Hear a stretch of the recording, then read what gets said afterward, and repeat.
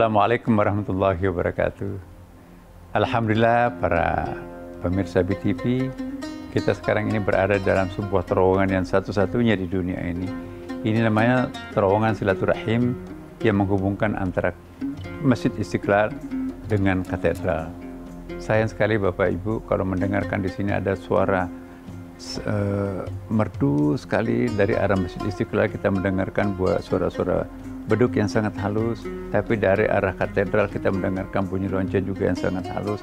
Di pertengahan ini, di titik nol ini, dua-duanya itu kita kedengaran di situ ya. Nah, ini indah sekali, persis seperti yang dianjurkan oleh Al-Quran, yang dianjurkan oleh Rasulullah SAW. Betapa perlunya kita melakukan toleransi, tasamuh satu sama lain. Apa itu tasamuh? Bahasa kerennya adalah toleransi. Toleransi itu berbeda dengan koeksistensi. Koeksistensi, Anda hidup di sana, kami hidup di sini, you hidup di sana, jangan saling mengganggu, oke. Itu baru koeksistensi, sama-sama eksis ya kan. Tapi kalau toleransi, Anda hidup di sana, kami hidup di sini, you hidup di situ, bukan hanya tidak saling mengganggu, tapi harus diikat oleh tali cinta satu sama lain. Tali cintanya apa? Kita sama-sama anak cucu Adam kan, ukhuwah basyariyah. Kita sama-sama warga negara Indonesia kan, ukhuwah wataniyah. Kita sama-sama pernah dijajah oleh Belanda dengan penuh penderitaan kan, ukhuwah tarikhiyah, persaudaraan, persamaan historis.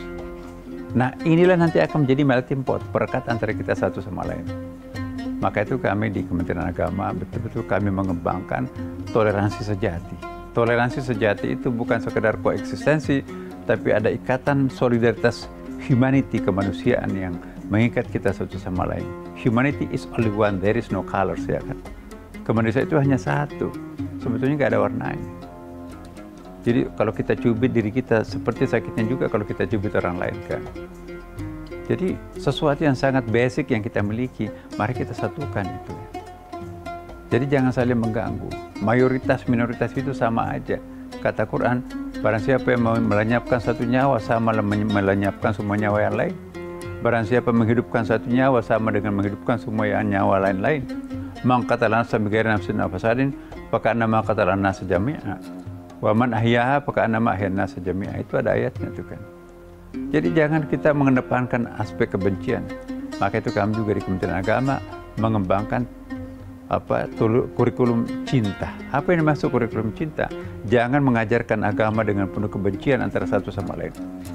Siapapun yang akan mengajarkan agama, kedepankan cinta antara satu sama lain. Bisa kita berbeda agama, tetapi bisa saling mencintai satu sama lain. Apa jadinya kalau kita mendoktrinkan perbedaan dan kebencian satu sama lain? Anak kita kalau nanti besar, gampang disulut oleh api konflik.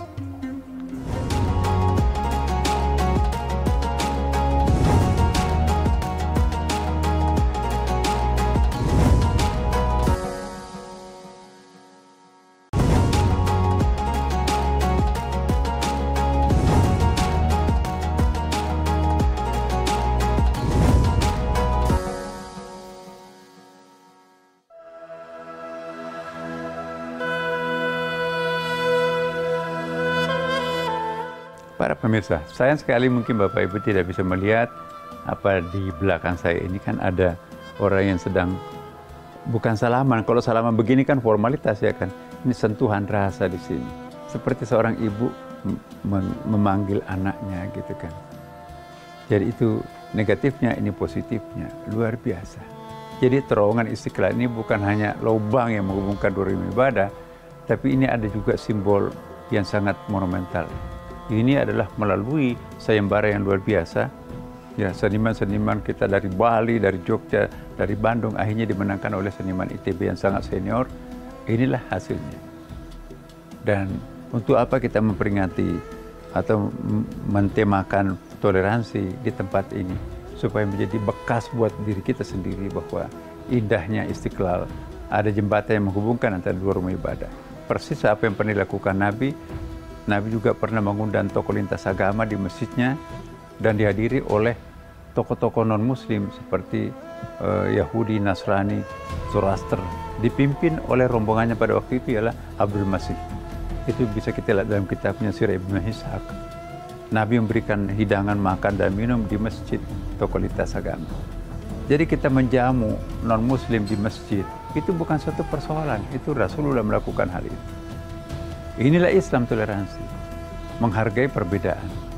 Ya, Indonesia yang sangat plural ini kalau tidak dibangun di atas toleransi itu sangat berbahaya. Maka itu jangan ada kebencian satu sama lain di antara kita. Perbedaan tidak boleh menjadi faktor untuk menyebabkan terjadinya konflik. Gembiralah orang yang mengidam-idamkan Indonesia untuk mencabik-cabik Indonesia kalau sesama kita itu berkonflik. Jualan yang paling mahal buat kita di luar negeri adalah kerukunan itu sendiri. Banyak ekspor kita, tapi yang paling mahal adalah kerukunan. Apa artinya banyak ekspor kalau nggak ada kerukunan? Apa artinya kita punya kekayaan yang banyak, tapi kalau nggak ada kerukunan, nggak bisa keluar rumah kan? Bahaya kan? Nah jadi peranan toleransi ini sangat penting dalam masyarakat yang plural. Karena itu pada bulan puasa Ramadan ini saya menghimbau dan kita semuanya mari menunjukkan bagi teman-teman kita yang tidak berpuasa, hargailah orang yang berpuasa. Jangan merokok di sembarang tempat, jangan mendemonstrasikan makan di luar. Dan tidak ada negara yang kita bisa lihat paling toleran selain Indonesia. Coba lihat, restoran ditutup dengan ikan hitam. Teman-teman kita di kantor yang non-muslim pun kadang-kadang ikut puasa. Luar biasa, mana ada negara yang seperti ini.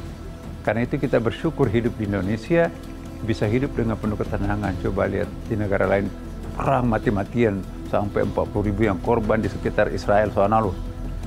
Di tempat yang lain juga banyak yang korban. Kita di sini rukun damai, padahal kita dengan perbedaan etnik, perbedaan agama, perbedaan pulau, perbedaan warga negara, macam-macam. Alhamdulillah. Makasih. Assalamualaikum warahmatullahi wabarakatuh.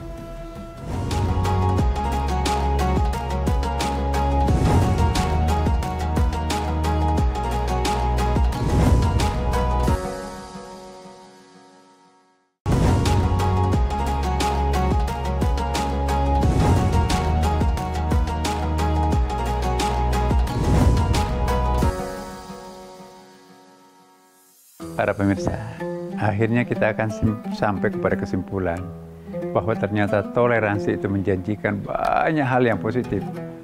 Tapi sebaliknya berkonflik itu juga menjanjikan banyak hal yang negatif. Kenapa kita harus mengejar yang negatif kalau bisa kita peroleh yang positif?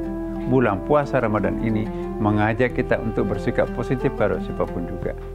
Berpuasa ini adalah latihan menahan diri, latihan kesabaran. Jadi kalau kita tersinggung, kalau kita dikritik orang, ya Allah kalau kritikannya menang, benar, ampuni aku, berarti aku yang salah. Tapi kalau kritikannya itu keliru, ampuni dia. Enak kan, tidak ada dendam yang bermalam. Mari kita berdoa, semoga puasa kita kali ini diterima, bertambah kesabaran kita, ketabahan kita. Ya, Bismillahirrahmanirrahim. Allahumma laka sumtu, wa bika amantu, wa ala rizkika aftartu, birahmatika ya arhamar rahimin. Wassalamualaikum warahmatullahi wabarakatuh.